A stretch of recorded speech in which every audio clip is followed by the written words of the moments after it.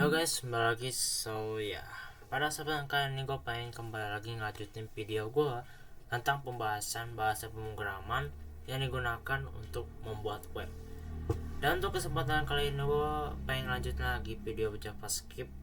Dan untuk sekarang kita tuh bakal ngebahas tentang, bisa bilang, hal yang bakal kita bahas sekarang tuh ada banyak ya. Yang pertama tentang function, lalu kedua itu event, yang lalu ketiga itu string, dan yang keempat adalah date. Jadi mungkin video ini bakal agak lama ya, atau mungkin sebentar, nggak tahu. Soalnya gue sini mungkin bahasa bakal rada bentar itu, sama karena ya nggak juga, jujur masih belum benar paham gitu, masih belum benar-benar ngerti, tapi ya sepahaman gue, tapi ya gue ngerti aja sedikit maksudnya apa gitu. Oke, tanpa basa-basi kita langsung aja mulai ke pembahasannya. Untuk pertama kita bakal ngebahas dulu tentang function.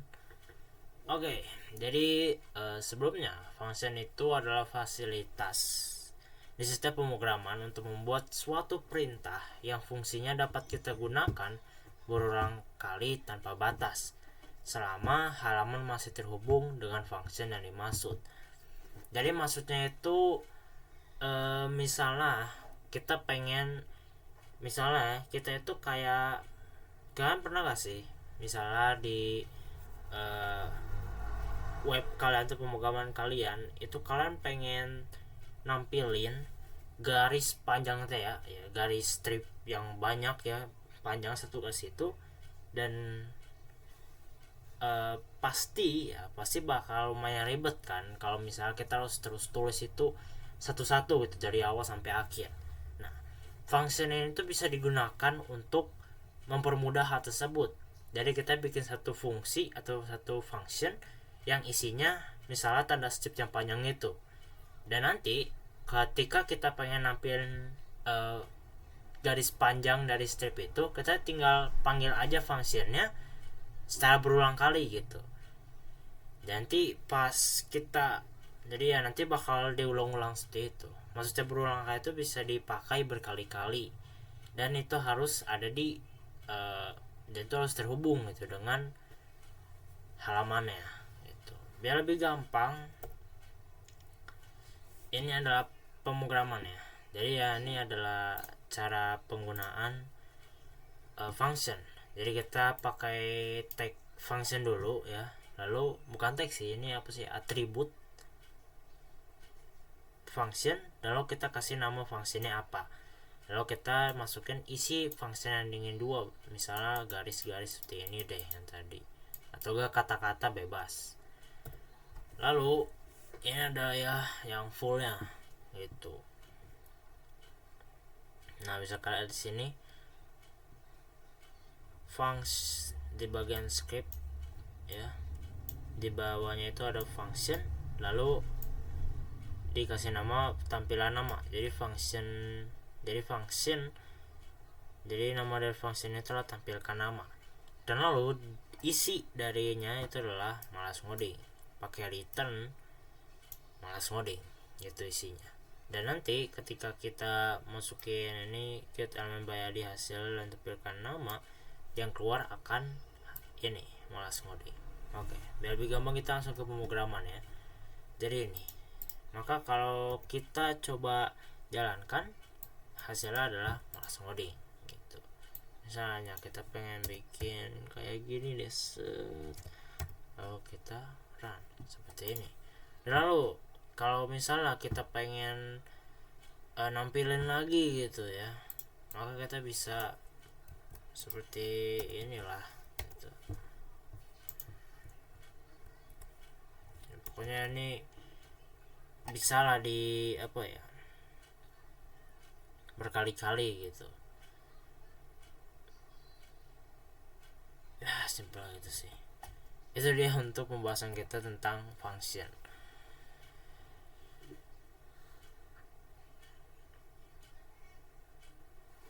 Ya, itu adalah untuk function. Selanjutnya kita akan ngebahas tentang event. Event pada JavaScript adalah sesuatu yang terjadi pada elemen Misalnya kita memiliki sebuah tombol di halaman website atau aplikasi yang kita bangun dan kita ingin memberikan suatu aksi jika tombol tersebut diklik. Jadi yang menjadi event di sini adalah klik itu. Ya mungkin kan sering lah lihat misalnya button di website itu ya. Kalau misalnya ada mouse nih, misalnya ini button, lalu ini mouse ya. Mouse misalnya dari sini mouse-nya. Nah, kita pasti sering kan ngelihat button yang mungkin buttonnya bakal kelihatan kayak jadi lebih gelap gitu ya ininya. Kalau misal diarahin kalau kena kursornya atau gak pas kita klik ya buttonnya, nah buttonnya itu bakal kelihatan kayak apa ya, kayak ketekan ke bawah gitu loh, kayak tombol pada biasanya gitu ya, seperti ini nih, tek tek tek tek. Nah seperti itulah. Dan ya event ini tuh berguna buat menambahkan hal tersebut gitu. Nah untuk macam-macam event di JavaScript itu ada macam-macam eventnya, yaitu on click, itu adalah event jika sebuah elemen HTML diklik. Jadi pas diklik nanti eventnya apa. Lalu on change adalah event jika sebuah elemen HTML berubah. Yang kedua on mouse over adalah event jika sebuah elemen HTML diletakkan kursor mouse. Seperti tadi apa yang akan terjadi gitu, jadi gelap atau jadi terang gimana. Lalu on mouse out adalah event ketika saat kursor mouse meninggalkan elemen. Jadi kalau misalnya ketika mouse itu diletakkan di buttonnya, pasti bakal misalnya kayak jadi gelap. Nah kalau misalnya kursornya itu meninggalkan tombol, nah itu bakal jadi terang lagi. Nah, itu adalah on mouse out. Lalu on key down adalah event jika saat terjadi pengetikan pada elemen HTML. Lalu on load adalah event jika saat elemen atau halaman dibuka gitu. Ini adalah contohnya. Bisa dilihat di sini. Nah, di sini ada atribut button, lalu kita pakai on click. Yang berarti ketika kita klik bakal muncul apa. Dan lalu tampilkan nama.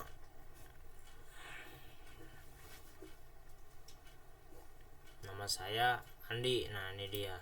Nama saya Andi. Pakai heading 3. Dan lalu klik saya. Sorry, ini bukan atribut tapi ini itu tag ya, tag button. Biar lebih gampang kita langsung aja ke codingan ya, seperti ini. Jadi kalau sudah seperti codingan ya, kalau kita run maka saya sini. Jadi pas kita misalnya nih kursornya ya, kita arahin ke buttonnya, bisa kalian lihat buttonnya berubah kan. Nah ini eventnya. Lalu ketika kita klik, sekarang itu warnanya jadi terang, dan ketika kita lepas kembali semula dan muncul isinya, yaitu nama saya adalah Andi dengan ukuran H3 atau heading 3. Lalu kita kembali lagi, klik saya gitu, klik saya dan klik saya. Seperti itulah untuk event. Selanjutnya adalah string. Nah, sebelumnya kita udah bahas sih video sebelumnya tentang string ya. Kalau string itu digunakan buat nampilin variabel yang isinya itu huruf ya, huruf, kata, kalimat dan sebagainya, seperti itu. Nah tapi di string ini juga itu ada bisa bilang kita tahu kan kalau string itu pakai tanda petik. Nah di sini juga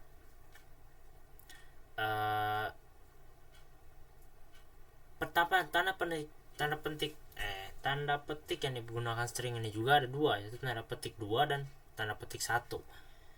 Jadi ya bisa bilang kalian tuh bisa pakai tanda kutip 2 atau tanda kutip 1, itu bebas saja. Tapi ada beberapa bisa bilang rules ya untuk pakai tanda petik ini. Ini adalah beberapa. Nah ini untuk mengatur tanda petiknya. Caranya adalah dengan membalik ya. Ini ada membalik tanda petik. Jadi jika string misalnya itu dibungkus dengan petik 2, maka petik yang digunakan di dalam string adalah petik 1.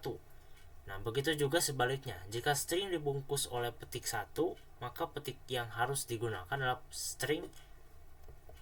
petik 2 gitu. Jadi ya misalnya kita pengen nampilin nilai dari variabel yang nilainya itu ada tanda petik di dalamnya. Kayak misalnya kita pengen nampilin kutipan gitu ya, atau bisa bilang kalimat secara langsung dari seseorang, kalimat langsung lah dari seseorang. Kayak misalnya aku adalah orang biasa. Nah, itu biasanya kan kita pakai tanda kutip 2 kan. Nah, kalau misalnya ada tanda kutip 2 di dalam nilainya, maka untuk membungkus nilai kalimat tersebut kita pakai tanda petik 1. Tapi kalau misalnya tanda petik yang digunakan untuk kutipannya itu cuma 1, maka tanda petik yang digunakan dari kutipan itu kutip 1, maka tanda kutip yang digunakan untuk membungkus string itu adalah tanda kutip 2 gitu. Ya biar lebih gampang kita lihat di codingannya aja. Nah ini dia. Nggak ada sih. Ini sih codingannya. Jadi intinya leave bla bla bla, lalu dalam scriptnya misalnya di sini kan misalkan lihat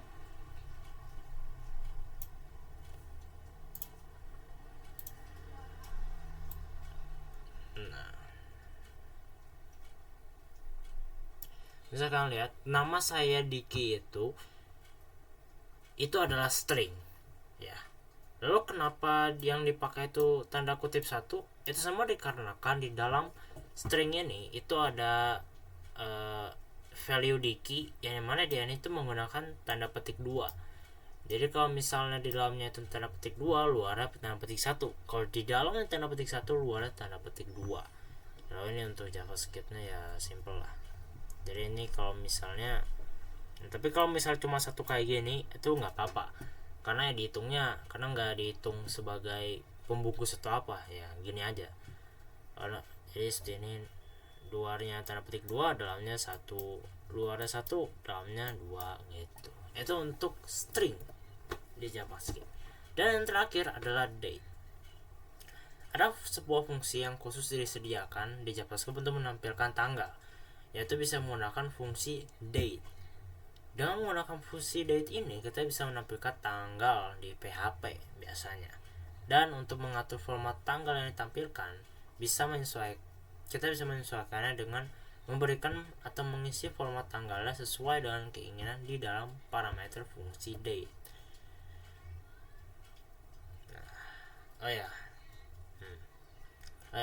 Gue kasih tau kalau date ini tuh kan harus ingat kalau date ini tuh harus D besar ya, atau D kapital, nggak bisa D1. Ingat aja ya, kalau JavaScript itu kayak sensitif gitu ya, gitu. Jadi ini sama aja atasnya, lalu di bawahnya variabel tanggal, lalu di bawahnya new date, lalu di bawahnya assignment by the tanggal, yang berarti nanti tuh bakal nampilin tanggal baru, atau saya bilang tanggal sekarang tuh seperti apa. Biar lebih, contohnya di HTML kita langsung aja codingan ya, seperti ini sama aja. Dan kalau misalnya kita coba run, maka hasilnya kasus ini Sunday November 10 2024, lalu jam 8.51 dan sebagainya, Western Indonesia Time. Jadi itu benar-benar full seperti itu. Itu dia pembahasan kita mengenai